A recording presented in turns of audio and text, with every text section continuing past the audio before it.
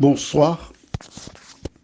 Je suis fort heureux de te retrouver afin de continuer à découvrir la parole de l'Éternel. Aujourd'hui, nous verrons Fortifie-toi. Juste avant, prions. Notre Seigneur et notre Dieu. Voici Josué qui a été introduit par l'Éternel comme libérateur du peuple, avec une lourde responsabilité, le conduire dans la terre promise. Cet esprit, alors que nous nous tournons une fois de plus vers la parole, merci de nous conduire dans toute la vérité, de nous diriger, de nous fortifier. Nous t'avons prié au nom de Jésus et pour ta gloire éternelle. Amen. Rappelle-toi, Dieu avait fait une promesse hier à Josué. Je la reprends avec toi au verset 5. Nul ne tiendra devant toi tant que tu vivras. Je serai avec toi comme j'ai été avec Moïse. Je ne te délaisserai point, je ne t'abandonnerai point. C'est une bonne nouvelle. Mais vois-tu, lorsque Dieu donne une bonne nouvelle à son enfant, il en donne d'autres. Il ne donne pas qu'une seule bonne nouvelle.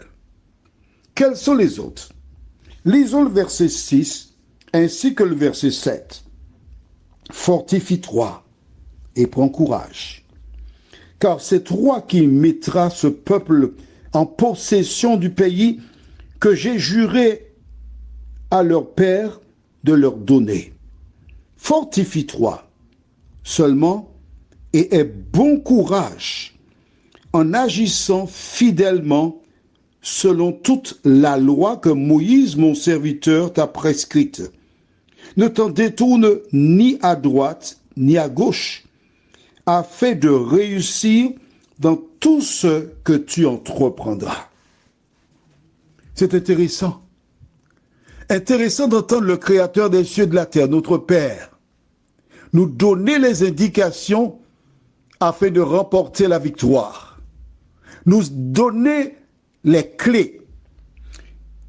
Quelle est la clé? Fortifie-toi. Comment peux-tu te fortifier? Toi qui m'entends ce soir. Lorsque nous voyons ce mot fortifie, le verbe fortifier, c'est-à-dire trouve des forces, sois de bon courage. Où peux-tu trouver la force? J'ai entendu quand j'étais jeune une chanson qui dit « Veux-tu briser du péché le pouvoir? La force est en Christ. » C'est juste. Mais penses-tu qu'il suffit d'interpréter ce chant pour avoir la force? Oh non, pas du tout. Pour être fort et tenir bon, il faut que tu lises la Bible sous l'influence du Saint-Esprit et que tu cherches à mettre en pratique ce qu'elle dit. Rappelle-toi, c'est Jésus qui déclara dans Jean 5, verset 39, et j'ai déjà à plusieurs reprises cité cette référence, parce que c'est elle qui est la base, parce que tu dois la connaître, tu dois la pratiquer, parce que c'est là le chemin. Qu'a dit Jésus dans Jean 5, 39? Vous sondez les Écritures parce que vous pensez avoir en elles la vie éternelle. Ce sont elles qui rendent témoignage de moi. Et il ajoute, et vous ne voulez pas venir à moi pour avoir la vie. Je vous montre le chemin. Je vous dis ce que vous devez faire. C'est au verset 40 qu'il dit, et vous ne voulez pas venir à moi pour avoir la vie. Beaucoup de personnes reconnaissent que la parole est belle. Beaucoup de reconnaissent que c'est intéressant. Mais ils remettent à plus tard la décision importante. As-tu noté avec moi que Dieu dit au verset 6, fortifie-toi et prends courage? Au verset 7, fortifie-toi pour la deuxième fois. Pourquoi dit-il à deux reprises, fortifie-toi? Qu'est-ce que cela veut dire? Josué, lorsqu'il entend à 2 reprises fortifie-toi, sa vie s'éclaire. Il est un autre homme. Pourquoi? Allons au livre de Genèse chapitre 40. Il est important que tu comprennes. Genèse 40. Mais précisément, nous irons à Genèse 41. Joseph, l'un des fils de Jacob, avait été vendu par ses frères. Après bien des fortunes diverses, il s'est retrouvé en prison.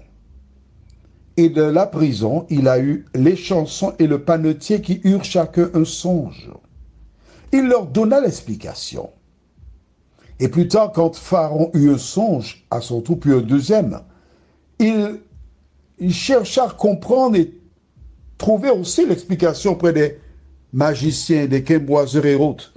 Mais ces derniers furent incapables d'expliquer les songes. Alors les chansons, celui qui préparait la boisson du roi, se souvint de Joseph et le fit appeler.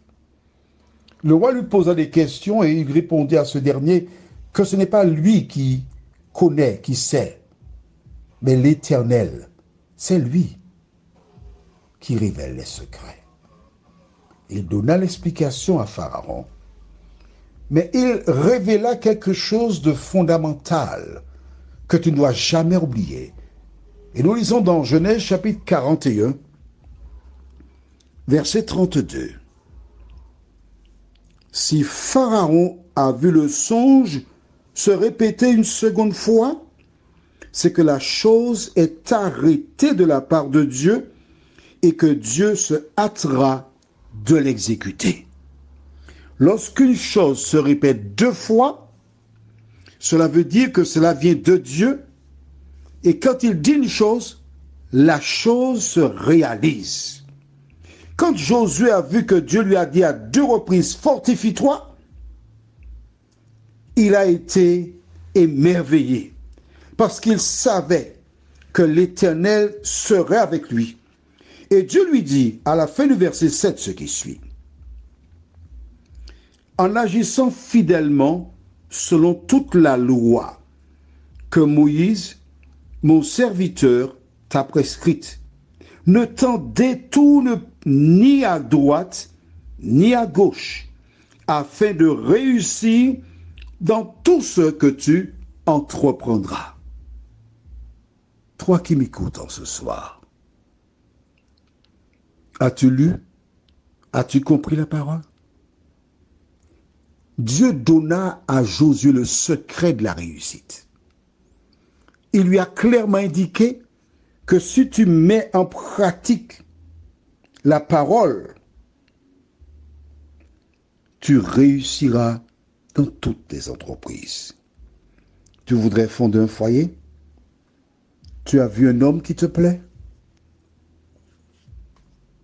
Mais tu en pratiques la parole de Dieu? Tu as vu une femme qui te plaît? Mais tu en pratiques la parole prescrite par l'Éternel? Dieu déclara à Josué que c'était la condition. Alors plus que jamais, mets en pratique la parole. Pourquoi? Car sans Jésus, tu es en péril. Mais Dieu désire que tu sois sauvé. Prions.